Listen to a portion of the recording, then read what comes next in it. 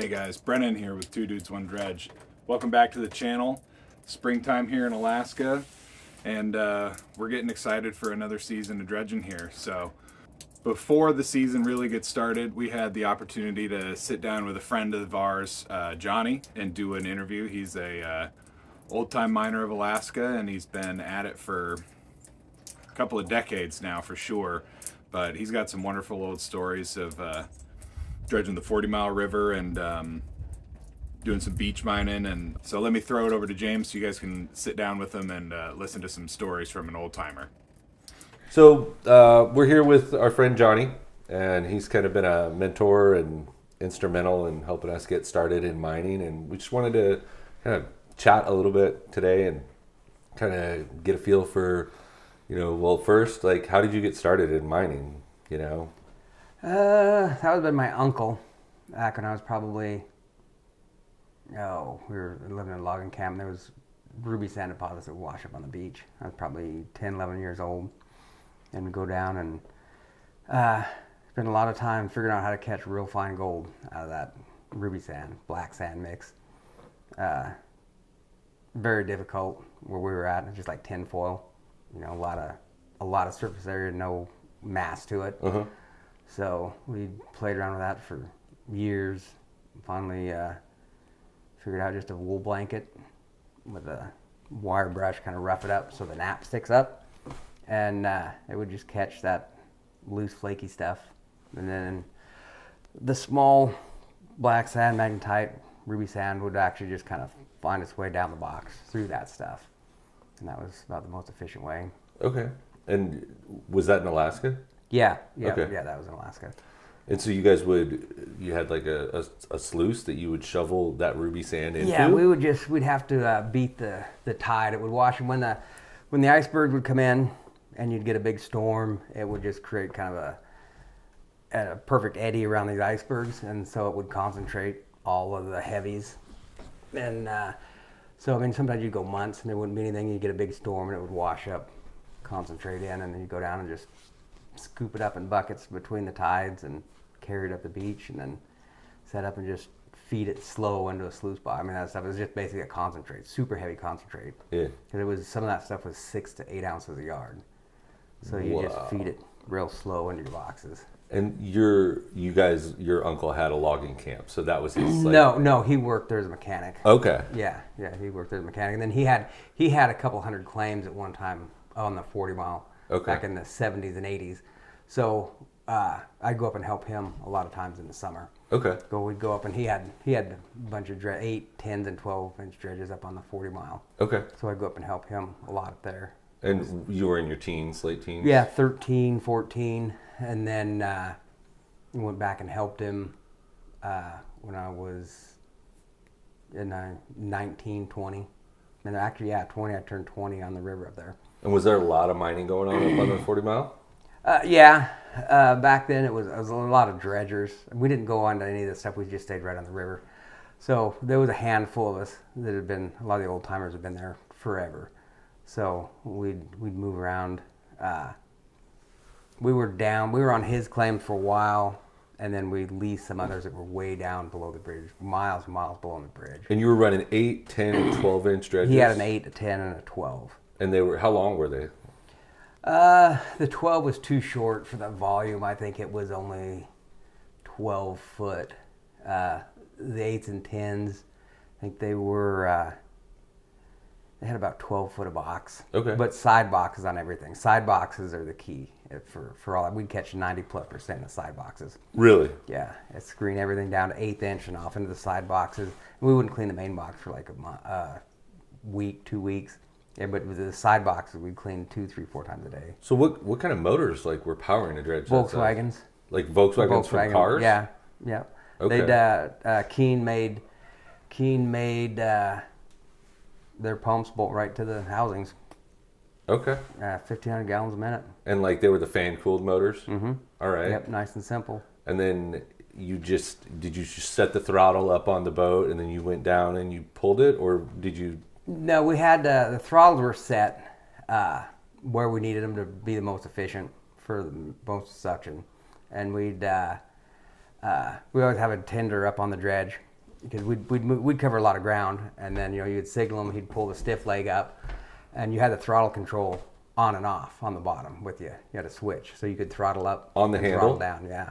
Okay. So you could get to it if you got your arm or something stuck in it. You just throttle it down, and you could pull it off, removing rocks and stuff. Because otherwise, how hard does a 10-inch dredge or an 8-inch or a 12 pull? Well, an 8-inch, if you get your arm stuck part way in it, you really got to pull hard at wide open throttle to get it out. Uh-huh. And you don't want any of your fingers or anything. And when it's pulling rocks in, it'll take your fingers right off. The 10s and the 12s. The 12 is a whole nother. You just try to stay away from the nozzle. Really? And it takes stuff up from several feet around you if it's loose. So you got to really be careful. And how heavy is that nozzle? Like you're picking it up under and you're moving it around, or it'll actually, depending on the current, it'll actually pull itself and jet itself up the river. So the stiff leg a lot of times holds it back from coming up over the top of you. So you just a lot of times you just raise the stiff leg and throttle it up and just walk right up, just holding it up and just taking everything, shut it off, drift backwards, move over, and take another pass. And did you get a lot of gold? Like Oh yeah. If we weren't getting an ounce an hour, we'd move. You'd move ground because there wasn't. Yeah, that was what we needed. The season was so short, and gold was cheap back then. We were getting like $2.78 an ounce or something, and so if we weren't getting an ounce an hour, that wasn't going to make the season. So we'd move somewhere else. We just find another pay streak, go a little deeper, move to the other side, just keep looking for a pay streak. What was the best ground you've ever been on for dredging? Ounce and a quarter an hour with an 8-inch. And that was way, way down the river. We just load everything up. 4 sets of dredges, ours included. We just loaded all our gear on and just went a day's worth down the river. Just floating the dredges down? Jetted them all the way down. And you just pull over and camp? We camp right on the dredges, stay right on the dredges, and all our gear on the stuff. Just got up, shoot all the rapids on the dredges, all the way down the river till we got to where we were going, and then just set up 4 dredges side by side and take the whole river. Did anything ever crazy happen? Like, did anybody ever, you ever lose a dredge or, No, well, it was close. Well, not normally, but, if some of the people got a little too drunk, they'd want to cut you loose and try to float you down the river. But usually not anything crazy. You just really pay attention to what you're doing so nobody gets hurt. How'd you get back up the river once you get down to the bottom? We'd leave the dredges when everything started freezing up. The water just starts freezing around you. You just see clumps of ice start coming down. The fish will move out about a week or so before it starts freezing. So then you got an idea. It'll just be thousands of graylings just coming out of the rivers, going back to the main, going back to the Yukon. So, it just starts turning to slush around you. And then when you get tired of fighting it and everything starts freezing up, then we just drag everything up on shore and then we had some skiffs with jet units on them, and then just try to make a run up there. Most of the people, the water was too low by that time to get up through some of the rapids with everybody, so everybody to hike around the rapids, and I'd take the boat and run up, get through the rapids, and load everybody back in, go up to the next set, and then just go up. And then in the winter when everything froze up, you could go down and pull the dredges back up. Okay, so you actually leave them there until it froze up, and you go get them on snow machine? You get them on snow machine, dig them out, or when we were farther up by Chicken, closer, then we'd pull them out. It wasn't that big a deal. Right. We could winch them out and get them out for the winter. But when we were way downriver. So why'd you guys stop doing that? Just run out of gold. Yeah. Yeah. Just run out of gold. It wasn't paying, because if you get 1 or 2 summers where you're just not making enough to make it through the winter. Yeah. Then it's just. And the main reason, because there was still a lot of good gold left. But they just got DNR, Wild and Scenic. They put Wild and Scenic on all the rivers. They didn't want you camping on the riverbanks. It got really difficult. So we were just staying on the dredges. We just had dredge floats, and we just stayed right on the river. So it just got really hard, camping permits. Yeah. So he turned most of his claims back over. He just let them go. Really? Yeah. I mean, people are dredging out on the 40 Mile today. Yeah, yeah, they're closer and stuff. They don't get near the gold that we've got. I've seen a lot of those claims come up for sale. Yeah. The ones that my uncle had, and I go, there's nothing left there but flood gold. Yeah, yeah. And, So- you know, we know, I mean, flood gold's not, you know, it's cool. It's, you Yeah, know, yeah. It doesn't. It's hard to live on flood gold though. Yeah. I mean, it's fine to go out and play around a weekend or something, but yeah. if you're I mean, going to do it for a living, that's what's always so interesting about Hope to me in the resurrection down there is because it gets worked so hard in the summer, every summer, you know, it really does. I mean, not the middle of the river, but, you know, the sides where people can reliably dredge, you know, for that Yeah. first part of the season.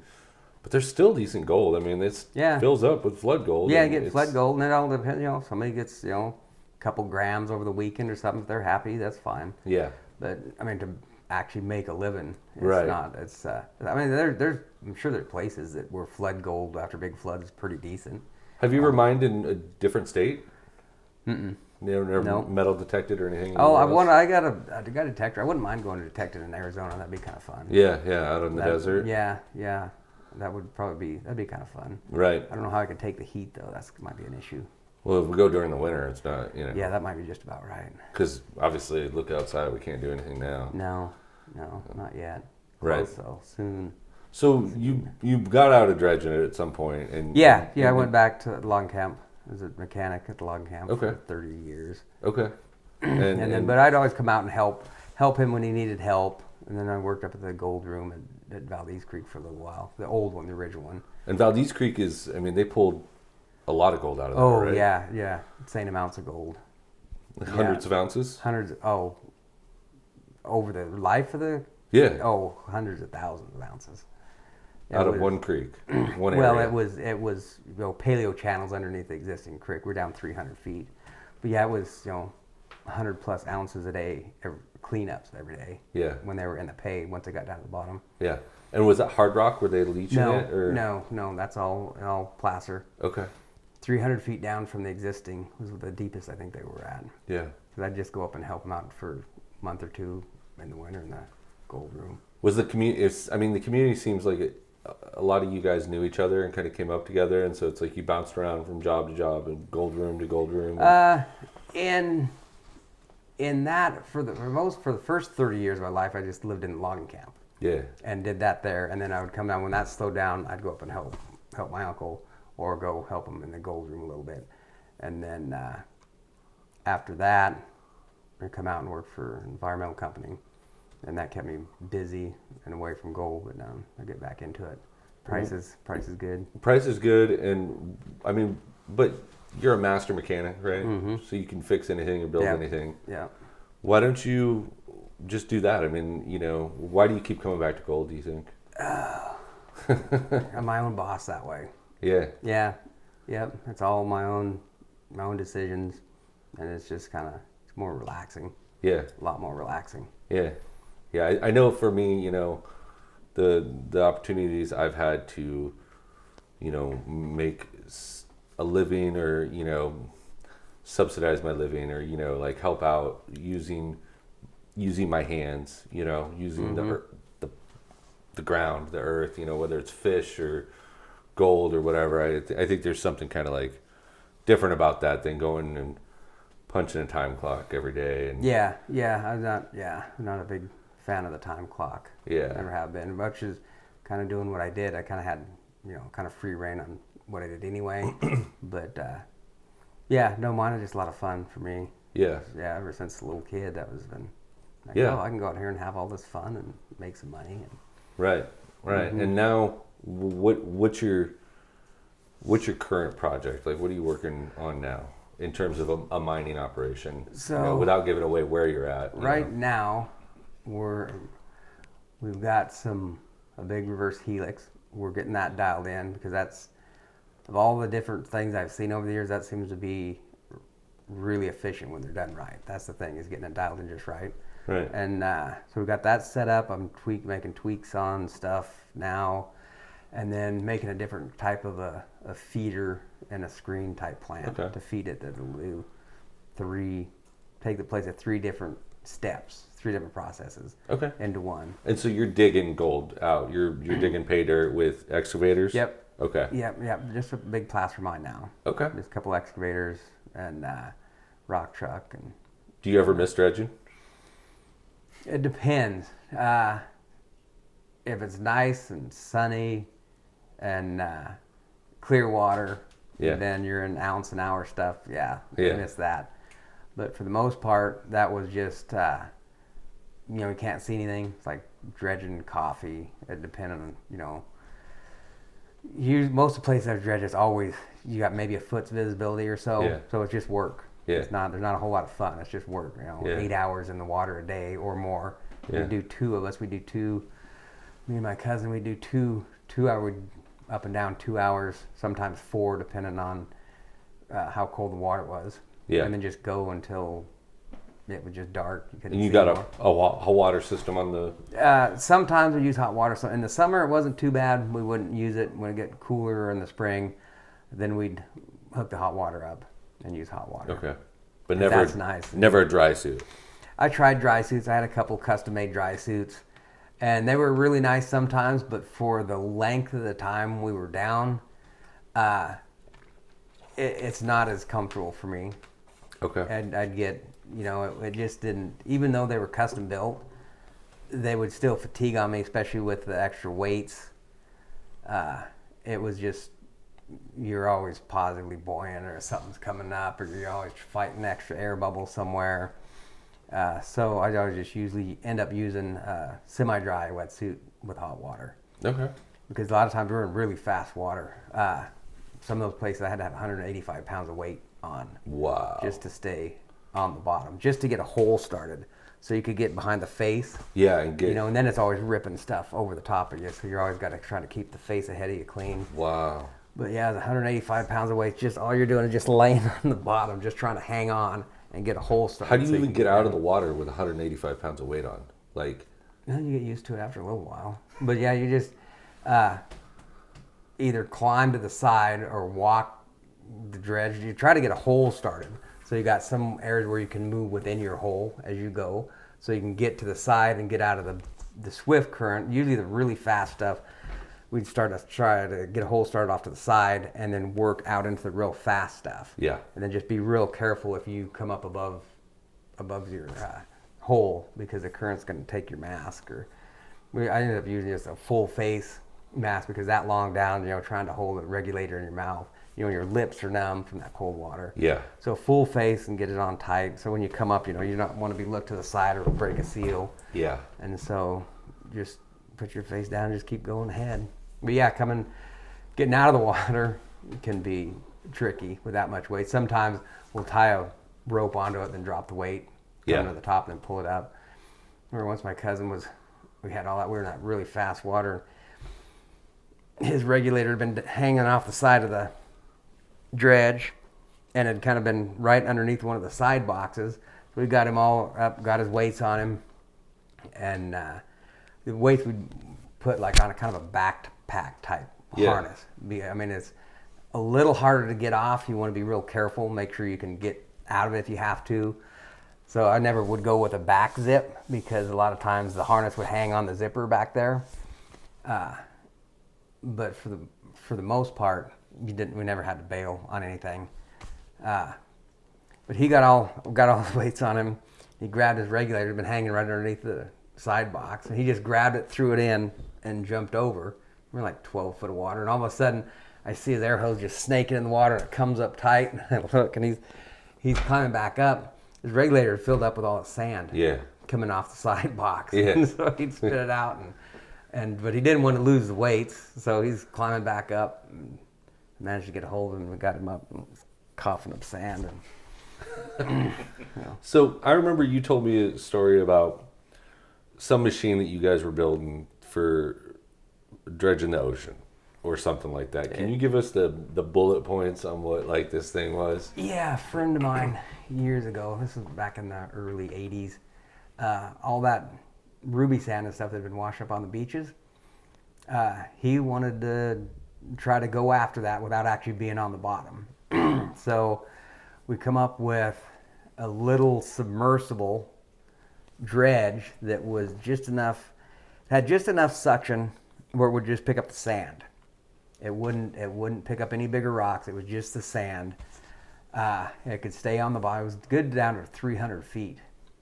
And, What was it made out of, though? It was actually PVC pipe. Okay. Because everything, underwater gold separates real easy. A lot of the material, it was just a PVC pipe, had sluice boxes back to back with an airlift, so you could actually clean the sluice box. You could rotate the sluice box upside down. I mean, it's not getting super clean, but it's getting a lot of the stuff off. And then that would go through an airlift, come to the top. And you could just sit there and just continually run the thing. Without looking, because... We had cameras, but you couldn't see underneath there. You just guesstimate. You know, this was, mid-'80s. You didn't have a whole lot of high-tech stuff. On a boat, right? So, it was going off of a boat. And we were still in the testing phase when they actually ran out of money, but it was working really good. But it was just enough suction just to bring it. You could suck up little crabs, and they just flop into the sluice box and walk right off the end, and never wouldn't hurt anything. It was just barely enough suction just to take the gold and black sand off. Like in our claims, when the water, it filters the gold to the bottom. It doesn't happen like that in the ocean. Like, it doesn't just keep going down. It depends. A lot of places know if there's something, like in a river, a real turbulent current and stuff, that gold will be, there's always stuff moving. It'll settle to the bottom. Big flood events will make it settle. The ocean, it doesn't have that, in deeper water, you just don't have that type of turbulence to help settle it. So sometimes, and the black sand that stuff is the magnetite, ruby sand, that stuff is super heavy. A lot of the gold will sit on top of it, especially the flatter flakes that don't have a lot of weight to them. That black sand will pack, but the gold won't. It'll just sit right on top of it, unless you can fluidize the bed or keep it agitated up. But for the most part, you just don't have the action down there.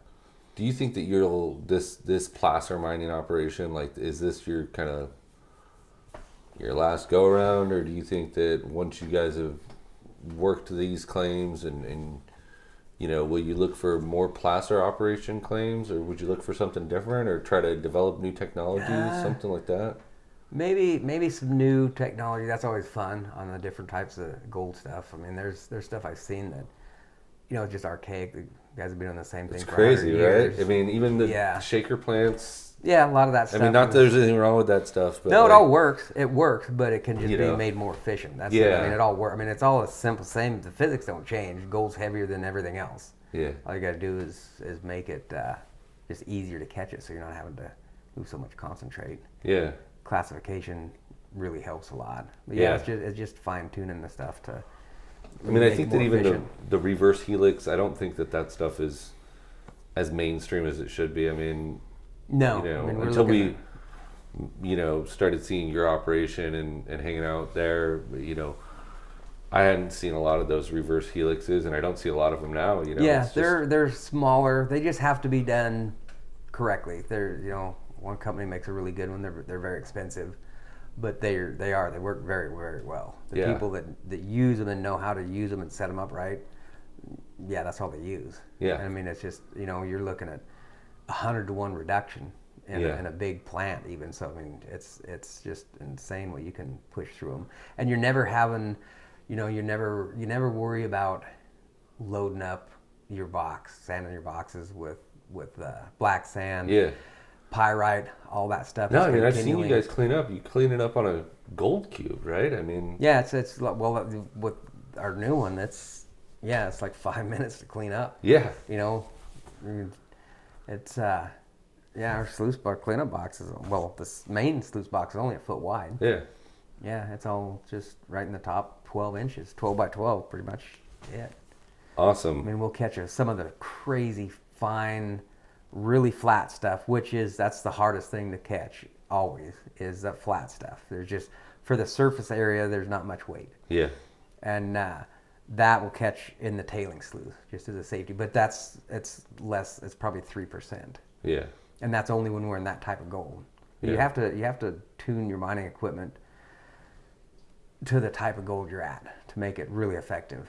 I mean, it'll catch. I mean, you can set up your standard trommel and sluice boxes are going to work everywhere, Right. but that doesn't mean that you can't make it more efficient. Yeah, I mean, I've even seen dredges. You know, they've got the Keen Supermax that's got, you know, triple sluice and the sump, you know, and then Yeah. coming down the side sluices and stuff like Yeah, that. that's the side boxes are a must-have in a dredge. I mean, you can do it other ways, but that's by far the most. You want to all your 1/8 minus needs to drop out and go into side boxes. Then you can tune everything. Then you can tune your angles and your water flow and all that, and the type of riffles to that size of gold.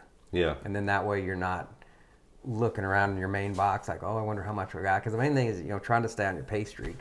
So when you're out of your pay streak, a lot of times you can't tell it underwater, especially if you can't see. You're mostly just going by feel. You can't tell where. I mean, hopefully it's all the bottom foot on bedrock, and it's really simple to follow it, but that's not always the case. Sure. So, yeah, it's really nice being able to look in your side boxes. Like on our big dredges up on the 40-mile, you know, every 3 or 4 hours sometimes we're having to clean them. They were just plugged. Wow. So, Well, we've got some of your gold here, and we'll show these guys that. And I'm, you know, we're excited to offer, you know, some tips and tricks and just some experiences of miners, you know, that have been doing it a long time, you know, and we appreciate your time and yeah. Now, you guys, we'll get you a look at Johnny's little bit of Johnny's gold, and thanks for watching. I just cannot believe that an ounce an hour wasn't quite good enough for the old timers back on the 40-mile. That's crazy. We're pretty happy to see, you know, a gram or two an hour for us. So just different times, you know. Anyways, if you like this kind of content, let us know. We'd be happy to sit down with other old timers and ask them questions about mining history and why they're still into it or why they got out of it, all that sort of stuff. If you hate it, let us know in the comments. We'll be back to our regular dredging footage here in hopefully just a couple of weeks, and we appreciate you sticking around and watching. As always, like the video, share it if you can, subscribe, and feel free to support us by purchasing merch or becoming a patron. And here's our list of patrons so far. I think it's just one guy, but we can't thank you enough for thinking our videos are worth supporting so much. So thanks everyone. We'll see you next time.